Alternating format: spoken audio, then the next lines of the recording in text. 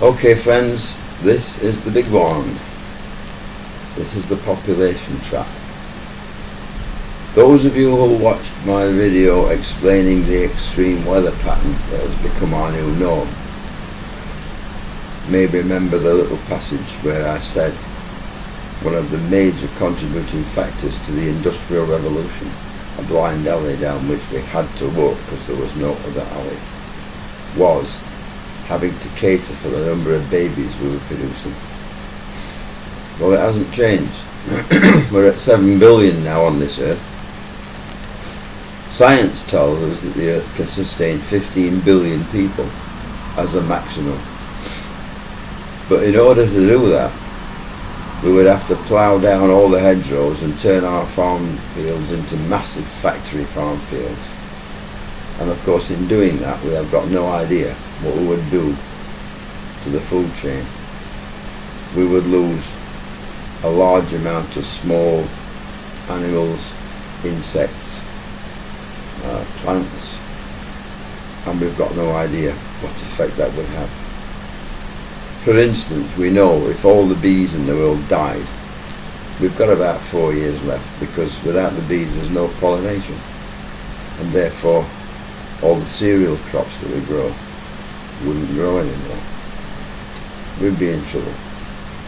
The deal is, as in the other videos, work with Mother Nature, not against her. Now, mathematics is involved here. We know that across the European nations that are all part of the Eurozone, the fertility rate is between 1.3 and 1.8. We also know that for mankind to stand still, the fertility rate has to be 2.2. Therefore, progression requires a fertility rate of 2.3. If the fertility rate was 2.2, it means mum and dad have 2 kids, little boy, little girl. 20 years later, little boy has 2 kids with another partner, little girl has 2 kids with another partner. So at the very extreme, we could more or less say that every generation will produce a 10% increase in the population. So if you take 7 billion, 20 years from now, it's 7.7. 20 years after that, it's 8.45. 20 years after that, it's 9.35. 20 years after that, it's 10.3. That's 80 years. So 100 years from now, it's 11.6. 120 years from now, 12.75. Take it to where it goes. You've got 15 billion people in 160 years. That is how long man's got left. But before that ever happens, we won't go that far, because mankind's self-destruct button will have already been pressed. The world will change. It'll never get to that number, unless one thing happens. We are not feeding everybody now. The poorer third world countries have got starvation problems. Why? Because of the world's financial system. We will produce food and ship it to anybody who can pay. If they can't pay, they don't get it. So we're not looking after people properly. We're not looking after one another as well as we could.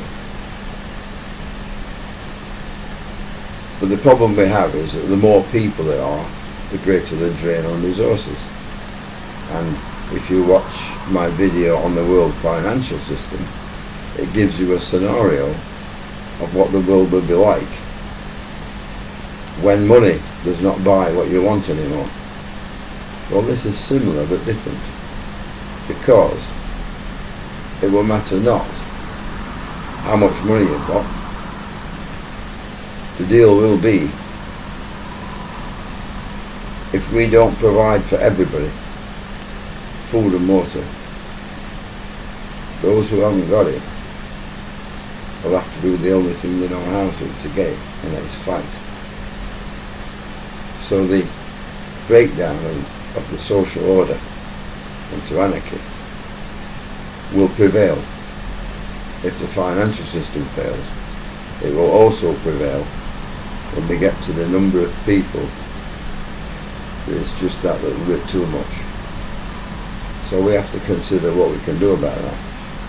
Well, the first thing to do is to take a lesson from the only country on this earth that's ever been responsible about population explosion, and that's China. For so many years now they have had a law that says that a couple can only have one child. There are circumstances where that is allowed to be two, but in general, one child. There are serious penalties for those who go beyond that. There are cases where in outlying districts where the local governor has ordered forced abortion. Absolutely inconceivable, but they've done it. But China has now learned what the problem is. The problem is that by limiting the number of people being born, they now have the young people who are insufficient in numbers to generate the tax flow into the government to pay for the care of the older people. So China are now reviewing their policy on birth control. This gives us a great problem. This is a global problem once again. It's beyond the control of any government. This has to be something possibly given to the UN, where they lay down the law and no country is allowed to say no or veto, because it's global. It applies to all of mankind everywhere, regardless of what colour your skin is or what country you come from. We must devise a means to put the fertility rate across the board at 2.3. But then we must devise the means of controlling the total number of people on the earth. There is only one way to do this. They would probably say that if you were 65 years of age or older and you contracted a life-threatening disease, that instead of medicine curing you, by law, medicine would be required to provide palliative care and allow nature to do to you what it intended when it let you get the disease. But this would not be enough to control the total number of people. Therefore, the unthinkable would have to be introduced. There would be an age at which, regardless of your state of health, compulsory euthanasia would apply. Now, I've just got off the phone talking to a friend of mine. His health isn't perfect. He wakes up in a lot of pain, takes his pills, and then life is okay. This is a man over 6 foot tall, hellish good looking. All the women look at him and think, oh yeah, he'd do. He's not carrying excessive weight, but he's 70 years old. He's been a successful businessman. He's still doing plenty, working with his son, making sure his business thrives. And he's a great man. I'm 5 years younger than him, and my health is terrible in comparison to his. But hey, it all comes at us, and it comes at that. When your time is the right time for you to start to suffer, that's what happens. But I know his family very well. And I know if the UN had said compulsory euthanasia is at the age of 70. I know what we'd all think if he was required by law to sit down, pour himself a glass of scotch, take the pill, swallow it down, enjoy the scotch, and by the time he's at the end of the bottle he's finished. We're planting him. But I don't see another answer. There is one possibility. That possibility is if we can provide all that we have not enough of. Now, for that reason, I would refer you to one of my websites. It's called The Universe Explained.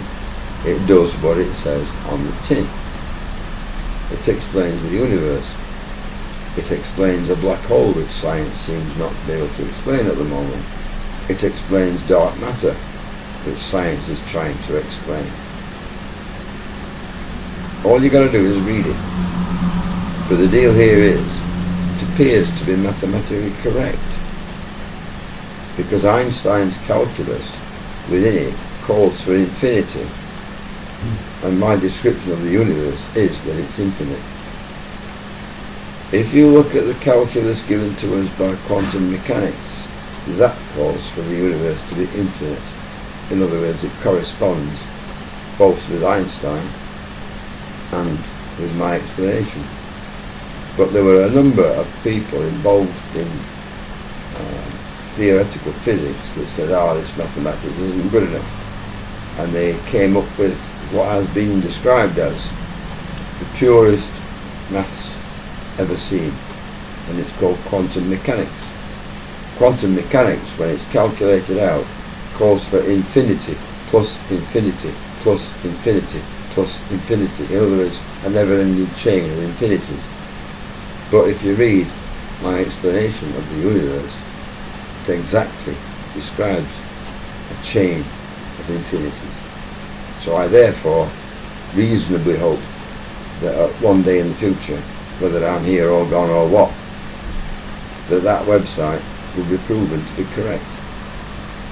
I have made provision for a lovely young man who's only 21 years of age, that on my death he inherits the website. Thus it will be perpetuated. But the important part about this is the knowledge of an understanding of the universe and how it works is not the important thing. The important thing is that it gives us the nature of all mass. That suggests to me that once we've proven it to be correct, we could develop the technology and build something like CERN, or even adapt CERN, so that we could take something we've got way too much of, like seawater, and in the case of us thinking that the levels are going to rise, it wouldn't be a bad thing to take seawater. The other thing is, Arab sand, it's everywhere. If we could deconstruct seawater or Arab sand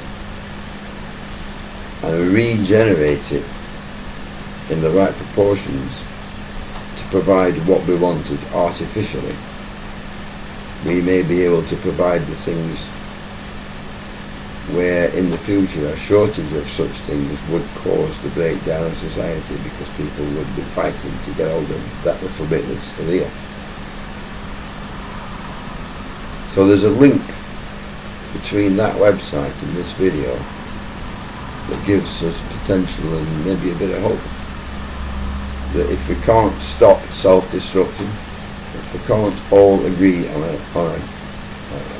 a global policy on the things that we need to agree on, which is pollution and climate change, the world financial situation, and the population explosion, we must contain all three.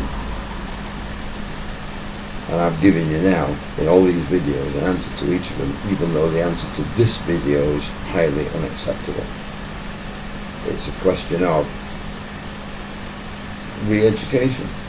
Maybe the person approaching 70 could be educated to accept that the compulsory euthanasia, as distasteful as it is to us now, might in the future become acceptable because they will be doing it for their children. Don't think I'll be wanting to take the pill. I've got no kids, I've no responsibilities. I don't care. I'm the luckiest man on this earth. I'm 65 now. I was a teenager in the 60s. When I was 13 we got the Stones and the Beatles and the Beach Boys. It was lovely. The women got the pill, and that gave them the kind of freedom that meant we got the women every night. Bareback, do what you want, no consequences. If you wanted to smoke a bit of dope, there was resin, good hash, coming in from all over the place. If you wanted to do acid, it was before Operation Julie. You were getting acid tabs that were 1,000 mics, and you went up big style and stayed there for a while. And it was clean. It came from a chemist, Mr. Brilliant, before he got busted. And the most beautiful part about the 60s is we got some of the most amazing music. The 60s laid the foundations for all the music that's followed.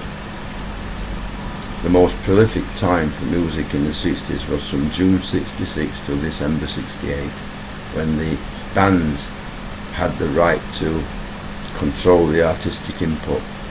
So they were able to write their songs, arrange them, perfect them.